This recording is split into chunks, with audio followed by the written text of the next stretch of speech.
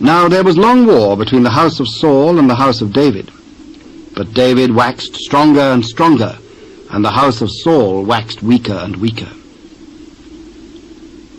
And unto David were sons born in Hebron, and his firstborn was Amnon of Ahinoam the Jezreelitess, and his second Chileab of Abigail, the wife of Nabal the Carmelite, and the third Absalom, the son of Maacah, the daughter of Talmai, king of Geshur, and the fourth Adonijah, the son of Haggith, and the fifth Shephatiah, the son of Abital, and the sixth Ithream by Eglah, David's wife. These were born to David in Hebron. And it came to pass, while there was war between the house of Saul and the house of David, that Abner made himself strong for the house of Saul. And Saul had a concubine, whose name was Rizpah, the daughter of Aiah. And Ishbosheth said to Abner, Wherefore hast thou gone in unto my father's concubine? Then was Abner very wroth for the words of Ishbosheth, and said, Am I a dog's head, which against Judah do show kindness this day unto the house of Saul thy father, to his brethren and to his friends, and have not delivered thee into the hand of David, that thou chargest me today with a fault concerning this woman? So do God to Abner, and more also, except as the Lord hath sworn to David, even so I do to him, to translate the kingdom from the house of Saul, and to set up the throne of David over Israel and over Judah, from Dan even to Beersheba. And he could not answer Abner a word again, because he feared him. And Abner sent messengers to David on his behalf, saying, Whose is the land? Make thy league with me, and behold, my hand shall be with thee to bring about all Israel unto thee. Well, I will make a league with thee. But one thing I require of thee, that is, thou shalt not see my face, except thou first bring Michal, Saul's daughter, when thou comest to see my face. And David sent messengers to Ishbosheth, Saul's son, saying, Deliver me my wife Michal, which I espoused to me for 100 foreskins of the Philistines. And Ishbosheth sent and took her from her husband, even from Phaltiel the son of Laish. And her husband went with her along, weeping behind her, to Bahurim. Then said Abner unto him, Go, return. And he returned. And Abner had communication with the elders of Israel, saying, Ye sought for David in times past to be king over you. Now then do it. For the Lord hath spoken of David, saying, By the hand of my servant David I will save my people Israel out of the hand of the Philistines, and out of the hand of all their enemies. And Abner also spake in the ears of Benjamin. And Abner went also to speak in the ears of David in Hebron all that seemed good to Israel, and that seemed good to the whole house of Benjamin. So Abner came to David to Hebron, and 20 men with him. And David made Abner and the men that were with him a feast.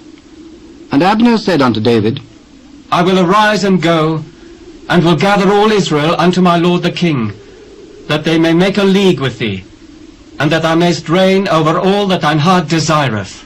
And David sent Abner away, and he went in peace. And behold, the servants of David and Joab came from pursuing a troop, and brought in a great spoil with them. But Abner was not with David in Hebron, for he had sent him away, and he was gone in peace. When Joab and all the host that was with him were come, they told Joab, saying, Abner the son of Ner came to the king, and he hath sent him away, and he is gone in peace. Then Joab came to the king, and said, What hast thou done? Behold, Abner came unto thee. Why is it that thou hast sent him away, and he is quite gone? Thou knowest Abner the son of Ner, that he came to deceive thee, and to know thy going out and thy coming in, and to know all that thou doest? And when Joab was come out from David, he sent messengers after Abner, which brought him again from the well of Sirah. But David knew it not. And when Abner was returned to Hebron, Joab took him aside in the gate to speak with him quietly, and smote him there under the 5th rib, that he died, for the blood of Asahel his brother.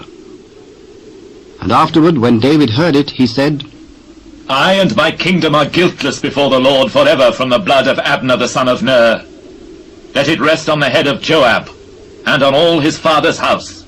And let there not fail from the house of Joab one that hath an issue, or that is a leper, or that leaneth on a staff, or that falleth on the sword, or that lacketh bread.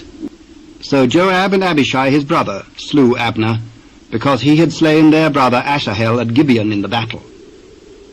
And David said to Joab, and to all the people that were with him, Rend your clothes, and gird you with sackcloth, and mourn before Abner. And King David himself followed the bier. And they buried Abner in Hebron. And the king lifted up his voice, and wept at the grave of Abner, and all the people wept. And the king lamented over Abner, and said, Died Abner as a fool dieth? Thy hands were not bound, nor thy feet put into fetters. As a man falleth before wicked men, so fellest thou. And all the people wept again over him. And when all the people came to cause David to eat meat while it was yet day, David sware, saying, So do God to me, and more also, if I taste bread or aught else till the sun be down. And all the people took notice of it, and it pleased them, as whatsoever the king did pleased all the people. For all the people and all Israel understood that day that it was not of the king to slay Abner the son of Ner. And the king said unto his servants, Know ye not that there is a prince and a great man fallen this day in Israel? And I am this day weak, though anointed king. And these men, the sons of Zeruiah, be too hard for me. The Lord shall reward the doer of evil according to his wickedness,